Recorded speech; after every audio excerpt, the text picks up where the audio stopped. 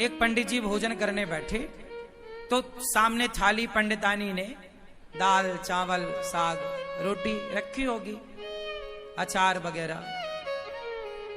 पंडित जी भोजन करने बैठे कि तभी कोई द्वार पे भिक्षुक आ गया। भिक्षाम देही, हे भैया मैं बड़ा भूखा हूं, कुछ भोजन मिल जाए। पंडित जी भोजन करने ही बैठे हैं, सामने थाली है और द्वार पे कोई भूखा आ गया। पंडित जी ने सा सम्मान बुलाया, आओ आओ आओ भैया आओ। आसन लगाई और भोजन अपनी वाली थाली पंडित जी ने उन्हें दे दिया।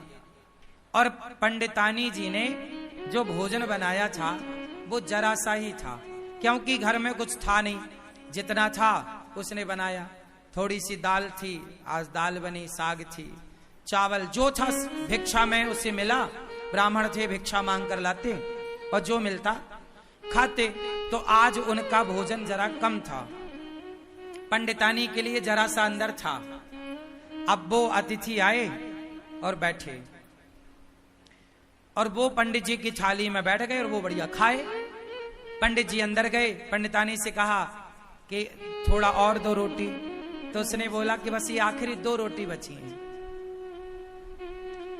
जब पंडितानी ने कहा कि आखिरी 2 रोटी बची हैं, तो वो जो बाहर बैठा खाने वाला अतिथि था उसने सुन लिया कि अब बस इनके पास 2 रोटी बची हैं।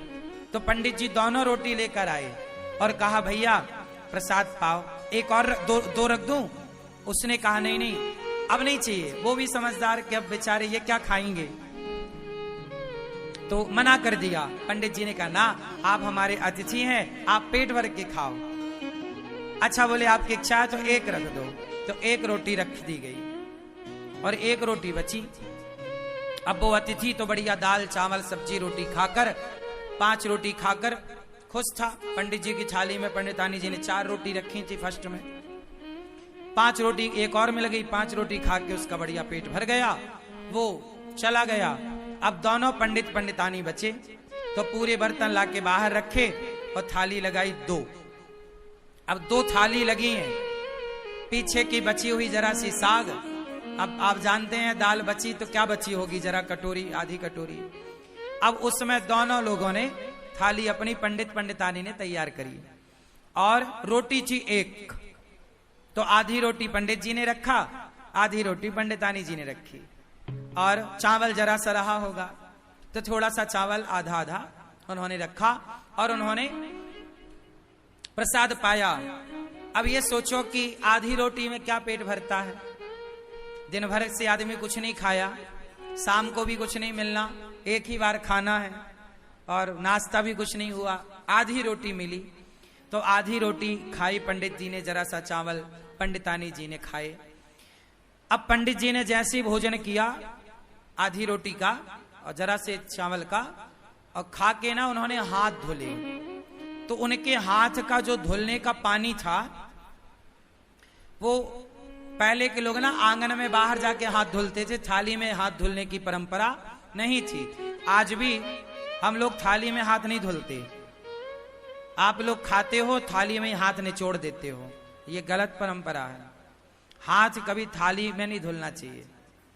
थाली को खा लो, मतलब दाल चावल सब्जी रोटी एक एक दाना खा लो और थाली को धुलो, थाली पे हाथ मत धुलो। पंडित जी बाहर हाथ धुलने गए तो जहां उन्होंने हाथ धुला वहां एक छोटा पेड़ था। वहां पेड़ के पास ना एक नेवला था।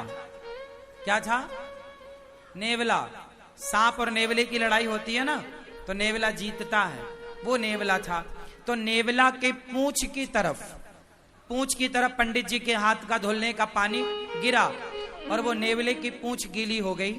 आधा पीछे का हिस्सा, पूंछ का हिस्सा गीला हुआ और जैसे ही पूंछ पे पानी गिरा उसके पूंछ का रंग सोने जैसा हो गया, सुनहरा।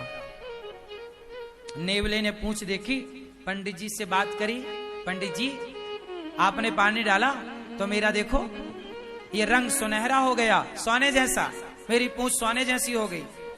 आप एक काम करो, मेरे पूरे शरीर में पानी डाल दो, मैं सुंदर हो जाऊंगा। पंडित जी बोले मैंने तो अपना हाथ धुल लिया। नेवले ने कहा महाराज ये बताओ कि आपके पानी डालने से मेरा ये शरीर का रंग कैसे बदल गया, सुनहरा हो गया, सोने के कलर का। अब मुझे पूरा शरीर सोने का करना है, पूरा शरीर सोने की तरह चमके मेरा। आधा हो गया मेरा, आधा बताओ कैसे होगा। कल मैं आऊं, आप मेरे ऊपर फिर हाथ धुल देना। पंडित जी बोले नहीं, अब तुम जाओ धर्मराज युधिष्ठिर के राज्य में। धर्मराज युधिष्ठिर यज्ञ कर रहे हैं, उस यज्ञ में ब्राह्मण लोग भोजन कर रहे हैं। जाओ, जहां ब्राह्मण लोग भोजन करके हाथ धुलेंगे, धर्मराज युधिष्ठिर सबको अन्नदान कर रहे हैं, बहुत बड़ा यज्ञ हो रहा है। जाओ, यदि तुम्हारा किसी ब्राह्मण के हाथ धुलने के जल से यदि तुम्हारा शरीर सोने का हो जाए तो समझ लेना कि धर्मराज का यज्ञ पूरा हो गया। जाओ। अब वो नेवला बड़ा खुश धर्मराज युधिष्ठिर के राज्य में पहुंचा, और जहां सारे ब्राह्मण भोजन करते और पानी से हाथ धुलते, एक अलग जगह पर नेवला जाके वहीं बैठ गया। हजारों नहीं लाखों ब्राह्मणों ने हाथ धुले, हजारों नहीं लाखों लोगों ने प्रसाद पाया, लेकिन नेवले का रंग सुनहरा नहीं हुआ। अब जब सारे ब्राह्मण खाए, दक्षिणा ले लेके चले गए, तो धर्मराज युधिष्ठिर बोले देखो, अर्जुन बोले कि देखो, अब राजाओं की एक सभा लगी। उस राजाओं की सभा में अर्जुन ने बोला, भीम भैया ने बोला, देखो आज तक के इतिहास में इतना बड़ा अन्नदान जितना बड़ा धर्मराज युधिष्ठिर ने किया, जितना बड़ा यज्ञ युधिष्ठिर ने किया, आज तक किसी ने नहीं किया। इतना बड़ा यज्ञ किसी ने नहीं किया, इतना बड़ा अन्नदान किसी ने नहीं किया, इतना सारा सोना चांदी हीरा मोती दान दिया युधिष्ठिर जी ने। तब नेवला बोल पड़ा, नेवला, ए भीम चुप रह।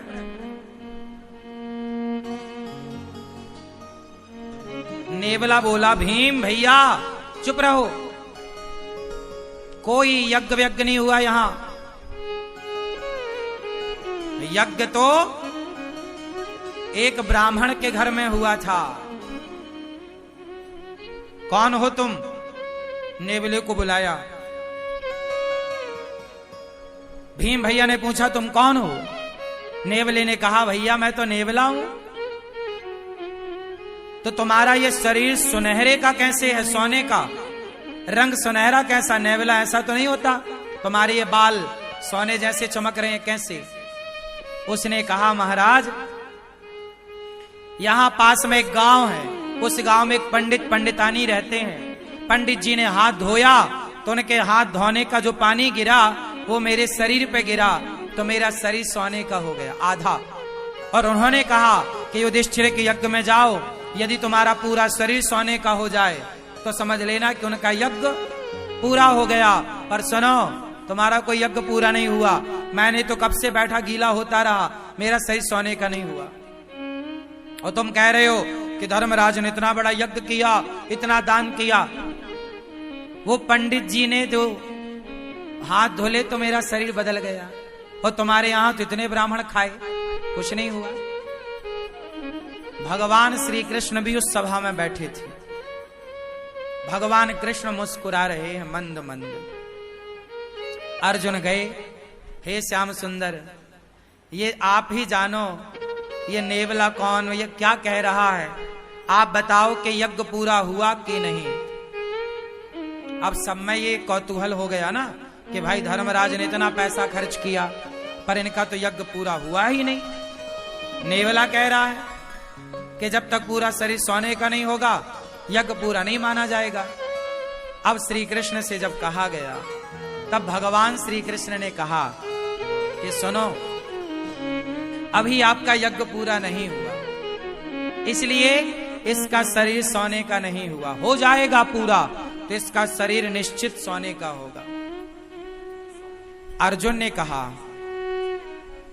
ने कहा कि हे प्रभु, मेरे भाई ने युधिष्ठिर जी ने जितना बड़ा यज्ञ किया, आज तक इतना बड़ा यज्ञ किसी ने नहीं किया। जब किसी ने नहीं किया तो इसका आधा शरीर सोने का कैसे हुआ? भाई इतना बड़ा यज्ञ तो किसी ने नहीं किया, और ये इसका शरीर पूरा सोने का यज्ञ में होगा, तो आधा शरीर जो इसका सोने का हुआ वो कैसे हुआ, मैं ये जानना चाहता हूं। तब भगवान कृष्ण बोले, नेवला तू ही बता। तब नेवले ने बताया कि महाराज मैं वहां गया, पंडित जी भोजन करने बैठे थे, कोई अतिथि आया तो अपनी थाली खिसकाई और आधी रोटी खाई और संतोषजनक भाव से उन्होंने अतिथि को भोजन कराया, और जितना मिला ईश्वर का धन्यवाद देकर बिना शिकायत के और प्रसन्न चित्त से दोनों पति पत्नी आनंद से थे। उन ब्राह्मण का, संतोषी ब्राह्मण, भक्त ब्राह्मण, वो भक्त था, संतोषी था, उस संतोषी और उस भक्त का हाथ का जब धौमन मेरे शरीर पर पड़ा तो मेरा शरीर आधा सोने का हो गया। अर्जुन बोले, प्रभु ये क्या है? भगवान बोले, अर्जुन तुम्हारे भाई ने करोड़ों रुपए खर्च करके जो यज्ञ किया, करोड़ों रुपए खर्च करके उस यज्ञ से तुम्हारे भाई को जितना पुण्य नहीं मिला, उससे ज्यादा पुण्य उस ब्राह्मण को एक भूखे को भोजन कराने से मिल गया। क्यों?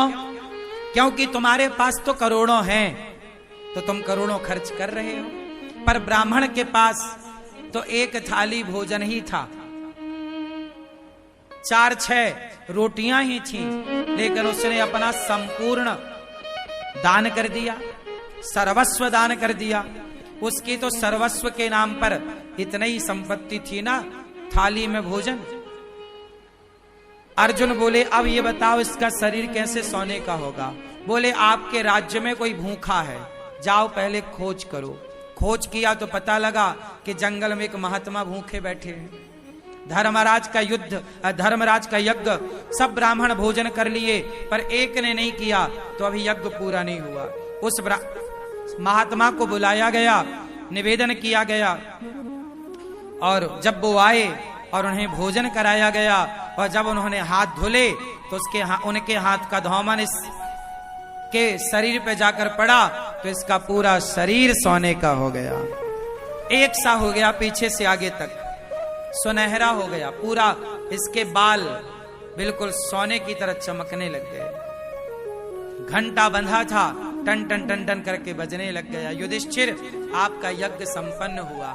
यज्ञ कब पूरा हुआ? जब भोजन कराया। कोई भी यज्ञ कर लो साहब, जब तक अन्नदान नहीं करोगे वो यज्ञ पूरा नहीं होगा। इसलिए सबसे बड़ा यज्ञ अन्नदान ही है। आप और किसी यज्ञ में उलझो मत, आप सीधा किसी भूखे को भोजन करा दो, वही सबसे बड़ा यज्ञ है। इसलिए गौरी गोपाल आश्रम में रोज यज्ञ होता है। कौन सा यज्ञ? सेवा का यज्ञ। सवेरे 8 बजते ही संतों की टोली आ जाती है, कीर्तन करने लग जाती है। रोज गोविंद हरे गोपाल हरे, रोज कीर्तन होता है गौरी गोपाल में संतों के द्वारा, और उन्हें भरपेट आप लोग दान करते